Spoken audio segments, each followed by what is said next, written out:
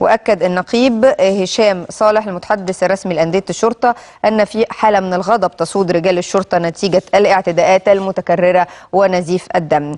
معنا هاتفيا النقيب هشام صالح عضو مجلس إدارة نادي ضباط الشرطة. صباح الخير يا فندم. اهلا وسهلا استاذ رباط، صباح النور. فيما يخص حالة الغضب، ويمكن كان عندنا بالفعل يعني شهيد من شهداء الشرطة بالأمس، يعني أهم النقاط اللي حابين انكم تنقلوها لرئيس الوزراء ويكون فيها خطوات جادة، لأن الحقيقة الكلام ده بقاله فترة ولم نجد خطوات جادة في اتجاه يعني ضبط الأمر على أرض الواقع. والله يا استاذ رباط، أنا يعني ما بقتش عارف إحنا نعمل إيه بالظبط. لما جينا عملنا احتجاجات من أكتر من 3 شهور، الناس لامت والحكومة قالت إحنا هنراعي الكلام دوت.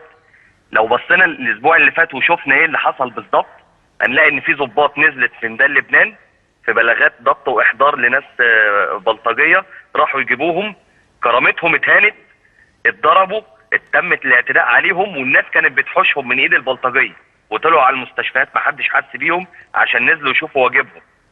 تاني حاجه، في اسكندريه 2 ضباط نازلين في يومين متتاليين، ضباط مباحث نازلين بلاغات مشاجرات، اتضرب عليهم نار بسلاح آلي ومرميين في المستشفيات ما حدش حاسس بيهم عشان واجبهم.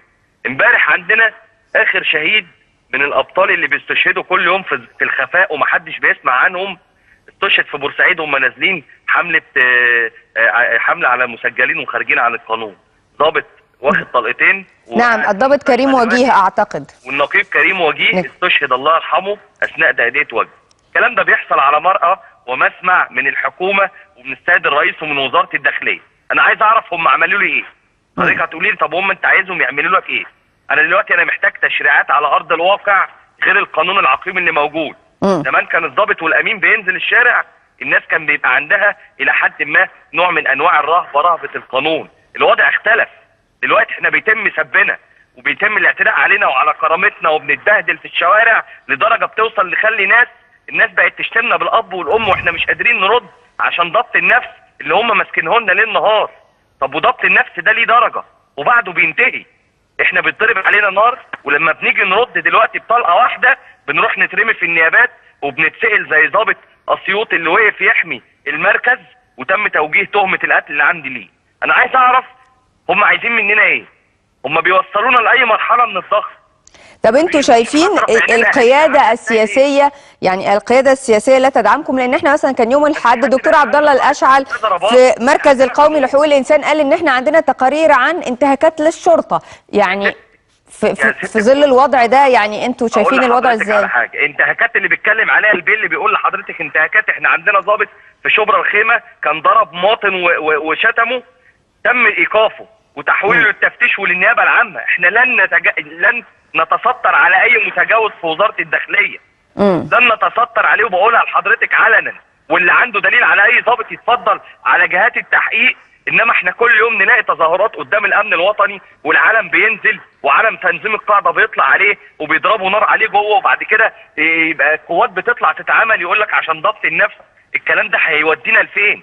الوزاره بتقع واحنا بيتضغط علينا، عايزين نشتغل ومش قادرين. احنا مش قادرين نشتغل في الشارع. طب اهم المطالبات للوزير ورئيس الوزراء هتكون ايه تحديدا؟ هل في مقترح دلوقتي قانوني في مجلس الشعب متقدم من الاداره العامه للشؤون، في مجلس الشورى عفوا، بيتقدم من الاداره العامه للشؤون القانونيه بقاله اكتر من شهر. بيعمل ايه في مجلس الشورى؟ حق الدفاع الشرعي اللي بيخوله قانون الاجراءات الجنائيه بيساوي بيني وبين الموظف اللي قاعد في مكتب، معلش يعني مع احترامي الكامل ليه، ما بيواجهش القرف اللي انا بشوفه ليل نهار في الشارع، ما بيواجهش السلاح والبلطجيه.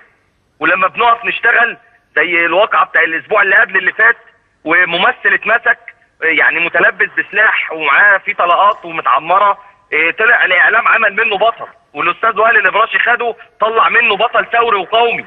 انت قصدك محمد رمضان؟ بالظبط كده. كان الضابط احب ما عليه يقعد في بيتهم ما يشتغلش. هو بيشتغل لمين؟ بيشتغل عشان انا وحضرتك ننام في بيتنا مستريحين.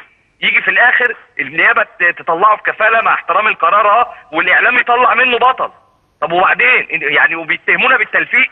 يعني احنا نشتغل بنلفق وبنموت في الشارع يقول لك ده واجبك، ولما ما بننزلش يقول لك انتوا بتاثروا في شغلكم.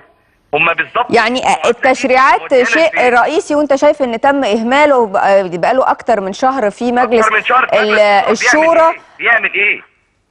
طيب وبتشوفوا اتهامات المواطنين ان ما زال بتستخدم الاجهزه الامنيه في التظاهرات وقمع المعارضه، وده الدور الاهم ليها في الفتره الحاليه. ما هو انتم محطوطين برضو في المواجهه ما زلتم. احنا صوتنا اتنبح ان احنا ما يتزجش بينا في السياسه، عايزين نشتغل في الشارع شويه.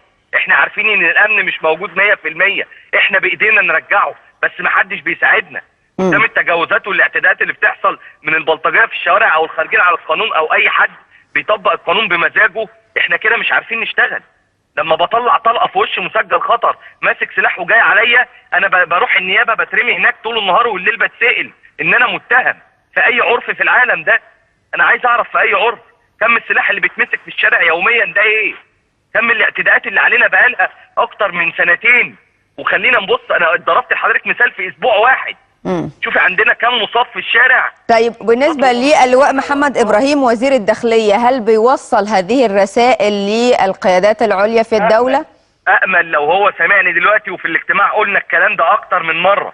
أأمل نادي الضباط دلوقتي هو كيان الضباط، هو المنبر اللي بيوصلوا صوتهم من خلاله، كيان منتخب شرعي. وانا كمتحدث باسم النادي انا بوصل صوت لكل المسؤولين، ارجوكوا الحقونا قبل الكبت ما يولد الانفجار.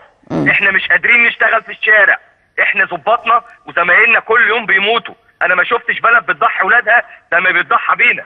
192 شهيد لغايه دلوقتي ميتين عشان غيرهم يعيش، وفي الاخر بنتهم بالخيانه وان احنا ما بنشتغلش. اكتر وزاره قدمت شهداء احنا، واكتر وزاره بتتشتم وبيتسب وبيتقال علينا بيتقال علينا خونه وعملاء احنا. الحقيقة سيادة النقيب هشام صالح، أتمنى أن الرسالة تصل، أتمنى التحرك السريع، لأن الحقيقة إذا كان من الداخل هناك غليان لا توجد تشريعات واضحة لمواجهة الخارجين على القانون، وإذا كان في قانون بالفعل موجود في أدراج مجلس الشورى منذ أكثر من شهر، فلماذا لم يتم التعامل معه بالسرعة المطلوبة؟